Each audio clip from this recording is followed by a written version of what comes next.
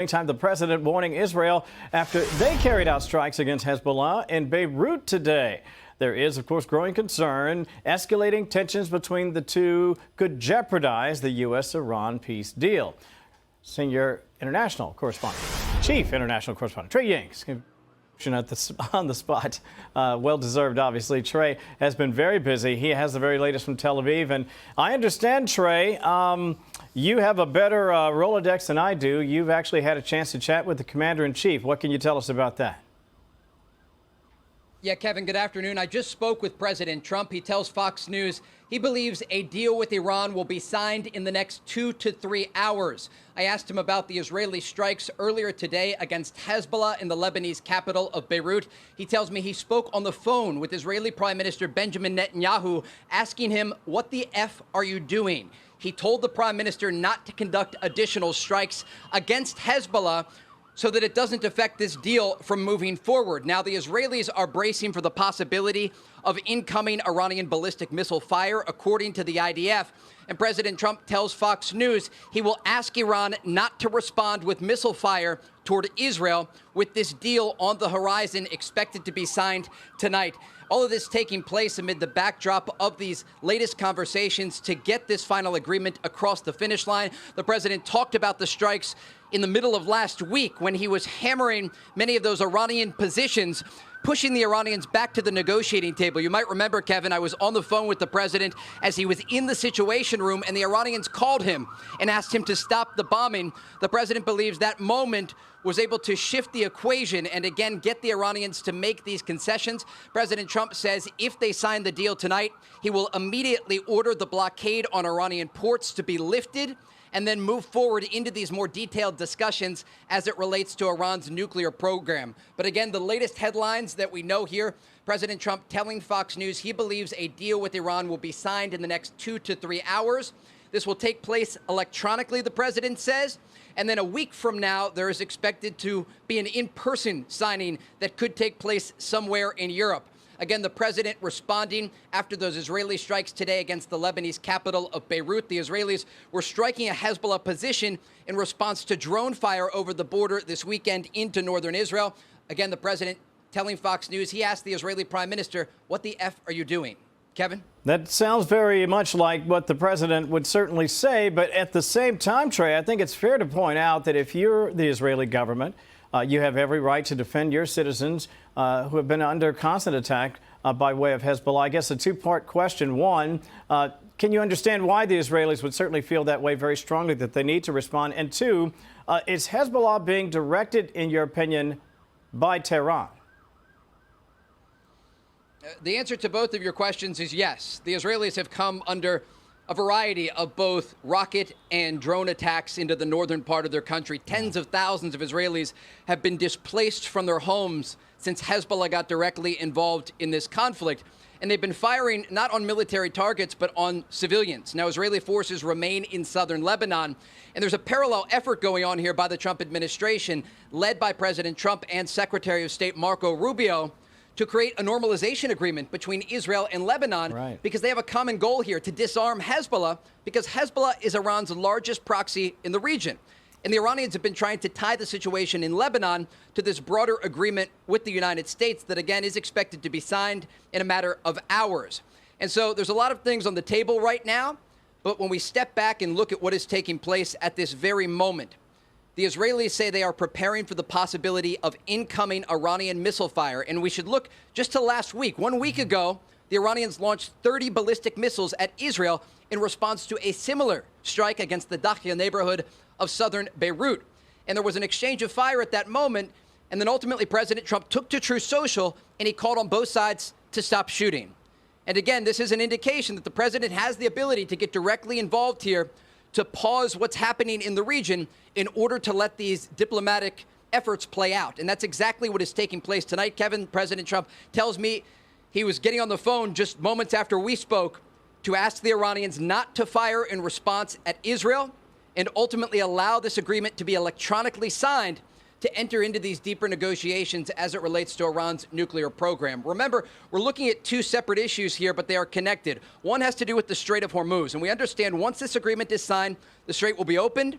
the blockade on Iranian ports will be lifted, and that's going to address the international transit issue in the Persian Gulf to the Gulf of Oman. And then you have the issue of Iran's nuclear program. A lot of that, as the president calls nuclear dust, the highly enriched uranium, was buried deep underground in the aftermath of Operation Midnight Hammer that actually took place a year ago to this week, last summer. And that was an effort by those B-2 bombers to destroy Iranian nuclear facilities. But when that happened, it buried that highly enriched uranium deep underground. And so there will be efforts to eventually remove and destroy that highly enriched uranium. But there are only two countries that can do it, according to President Trump. That's the United States and that's China. I do want to just quickly go back to the Strait of Hormuz because the president gave Fox News some other interesting information. Over the past month and a half, there were questions about how the oil markets were stabilized, despite the fact that there was an exchange of fire often taking place in the Persian Gulf. And there was this secret mission going on that President Trump ordered to get vessels that had millions of barrels of crude oil on board from these Gulf countries out through the Strait of Hormuz. And President Trump tells Fox News an average of 22 ships per night were taken out during that U.S. operation. And it gives you a sense of what was going on behind the scenes. There was a lot of speculation in the media about what was going to take place and a lot of comments from Iranian leadership about what it actually looked like in the Strait of Hormuz. But while those Iranian officials were talking, the U.S. Navy was escorting all of these vessels out of the Gulf and ensuring that those oil prices were stabilized. Kevin? Of course, Trey, we'll bring you back as you get more information on what could be a momentous afternoon here, not just for the country, but for the entire globe. Trey Yingst, as always. Thank you, my friend. Appreciate that. Be time for more on this. Vincent Boles, retired U.S. Army Major General. You know, I have to say, generally, I am skeptical of everything. But in this circumstance, I kind of feel like, General, this really could be it, and it could be something very positive for the globe. What do you think? I think the devil is in the details, Kevin. It is a great sounding, and we should be thankful if hostilities end. I know the nations in the region would be thankful if the hostilities were end. But what we have is a memorandum of understanding, not a memorandum of agreement.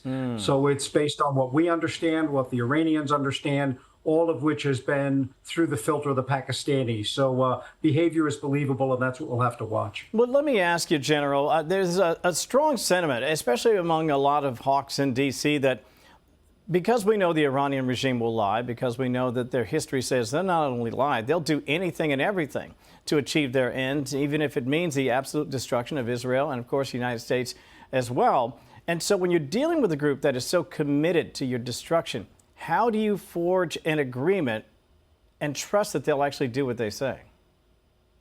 With great difficulty, we have to make sure that we draw all the lines and that we know what's critical now with this memorandum of understanding, as Ambassador Waltz talked this morning, is what are our verification mechanisms and what are our enforcement mechanisms. And we have to be ruthless in administering those to make sure that we adhere to the agreement, get the Iranians to adhere to it. Let me ask you about something Trey Yingst talked about. He said maybe 60 days beyond a potential agreement today that they would discuss the nuclear circumstance. And from the American perspective, that's not to say 60 days to talk about whether or not the Iranians can have nukes, but rather 60 days to discuss the dismantlement of whatever might be left of their program, but more importantly, getting rid of any nuclear enriched material, including some of the dust that may have been left over after the bombings several months ago. From your perspective, 60 days to talk about what? I'm just concerned that once again we're talking about another delay tactic from Tehran, or am I overthinking it? No, I think it's 60 days, and to use the two words again, 60 days to get access to it, and then verification that we've gotten it all out. What verification will the Iranians agree to? Will they allow us to come on the ground? Do they want a neutral third party to come on the ground and take a look at this to make sure that those items are out? And I really would want to know what those verification mechanisms are.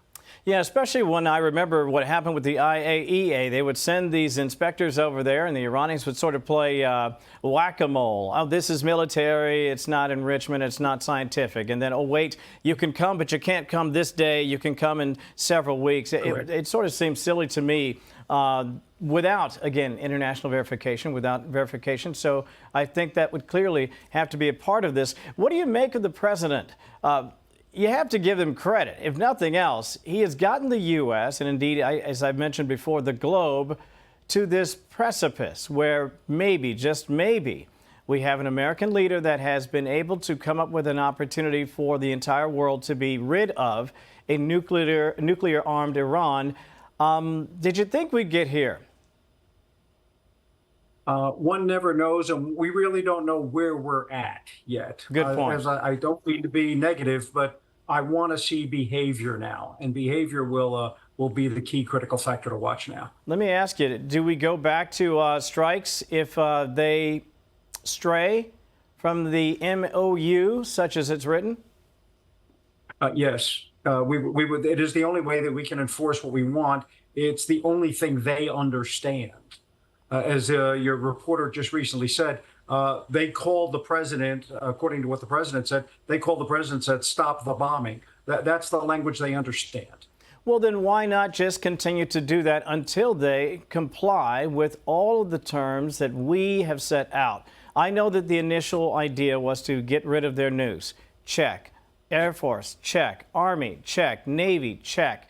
A lot has been accomplished here, and yet they continue to be recalcitrant as it relates to development. Why not just keep going until they comply? Because they have other things they can do that make it very dangerous for the other nations in the region. So we give the regions now some breathing space by seeing if we can make this work. Always great right to now, have, Kuwait, Qatar, those other nations, they're wanting this to work so that they cannot be looking up in the sky every evening. Oh, and that's so important. I'm glad you mentioned that because a lot of people forget we have regional partners who are very invested in their own safety and security. They're right there in the region. They would love to see something happen, and it just may happen today. General Boles, thank you for your time. We appreciate it.